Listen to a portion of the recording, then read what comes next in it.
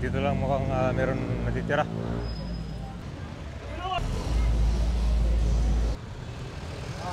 Nabanggit ni Yorme ayaw niyang dugyutin, lalo na itong mga makasaysayang lugar. So itong Plaza Philip Calderon, marami itong mga vendor dito mismo sa plaza. Tapos meron pa itong poso. At ngayon ito ay na-demolish na at sinerado na. So nagkaroon din dito ng matinding flashing. So kumbaga total transformation. Tara, bisitahin natin ngayon. Nandito na tayo Hill, sa harap lang ng National Shrine of Our Lady of the Abandoned, Santa Ana, Manila. So nandito tayo sa Calderon, sa itong makasaysayang plaza, public park para sa mga tao and nearby residents. Nagkaroon na ito ng cleaning dito sa plaza. Bagong flashing. Kita mo na yung kalinisan, lalo na dito sa mga bench.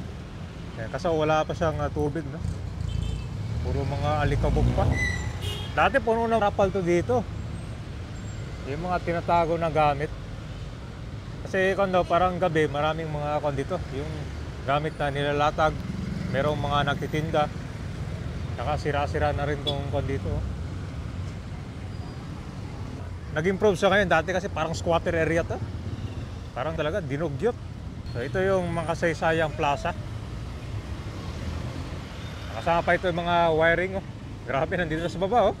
Delikado to. Tignan mo, naputol lang. Kita mo yan. Oh. Oh. Pinutol na. Sabi kailangan isa ito, mga wirings. Pero at least nag-improve na dito. Saka nagkaroon na rin dito gibaan, wasakan. Meron palang poso natin na yun. Plaza. Ang tindi nun. Malinis na. Punta tayo malapit sa market. Nasa sa plaza. Ang publiko.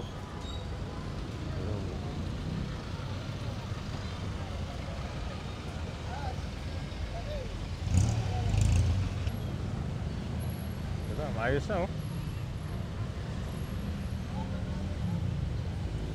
Okay, balik na sa taong bayan para mga gamit ng maayos.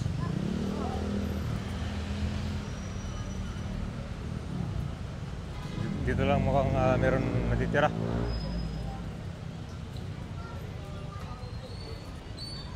Yun, yung bubong, sira na rin, oh.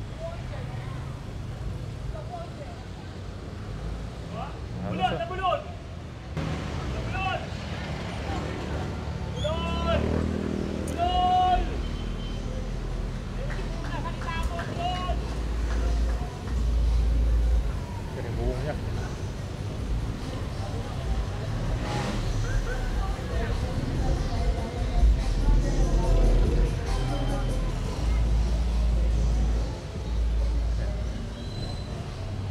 Malinis na, oh, di ba? Maliwalas.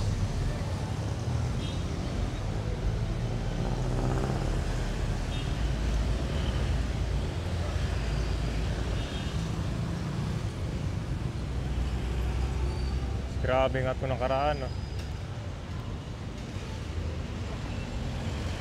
Ayun, ito yung nagiba na poso.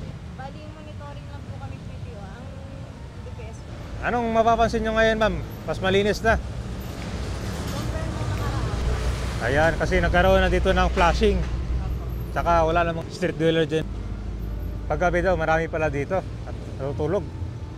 Pero ngayon po wala na kasi hanggang alas 10 kami dito ng gabi. So ito yung poso. Daanan ng tubig.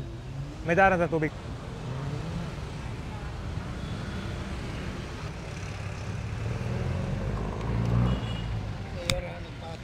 Biniris talaga. Matagal lang nagawa pala yan, sir, yung poso dyan. Oo. Ayun lang ang giniba. Nagabal sa... Ganun na. Construction lang. Tapos dun sa gitna, sir, tinanggal na rin yung gamit ng mga kanya. Vendor. Oo, tinanggal. Bininis talaga. Mas maliwala sa ngayon. So yung bantay dito sa tatlong shifting, sa gabi meron din. Oo, meron din. Para malinis.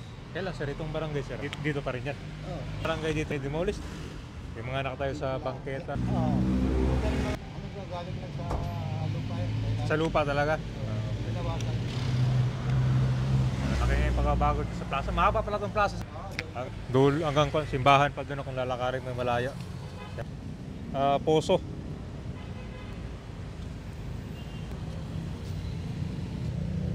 Wasakan na. More. Kapag sasakay kayo ng ferry station, lakad na kayo dyan. Andyan yung Santa Ana Ferry Station papuntang Escolta or sa Guadalupe, Nakati. So mahaba po plaza. Bangay, dito sa area. Ito naman, malinis to. Laki na pinagbago. So ilan sa kasi napabayaan, di ba? Napunta natin doon sa Plaza Ferrio. So marami pang plaza dito ang kailangan ayusin. Pag ganito kasi parang tinitake advantage sila ginagawang squatting area, no? Meron mga iba doon plaza, ginawang basketballan, no? Matindi yun. Ito yung pinakadulo niya.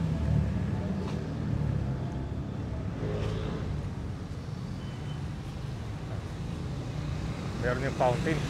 Simula dito sa bagong store. Novo. Ay, bagong tindahan pala dito.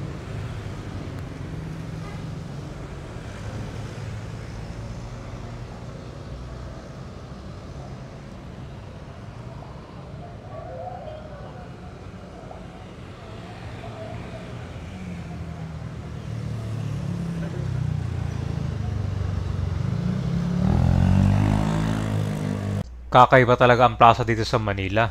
Una natin ang puntahan itong Plaza de Ferrio. Para siyang sabungan, parang Coliseo. Sinabi na nga na ayusin kasi hindi dapat ganyan ang ginagawa sa mga makasaysayang lugar natin dito sa Manila. May Paco, Manila naman. Alam nyo tong plaza. Tapos may mga gusali. Tapos sa itaas may basketballan. Ewan ko kung ano yung gagawin dito. Pero mukhang malaki din yung budget. Next will be, we are now looking at the historic site.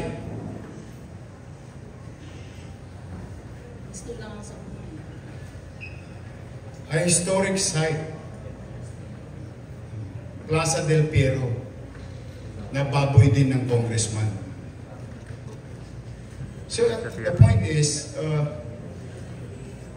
hindi ko malaman kung paano nila nagagawa to ng walang building permit o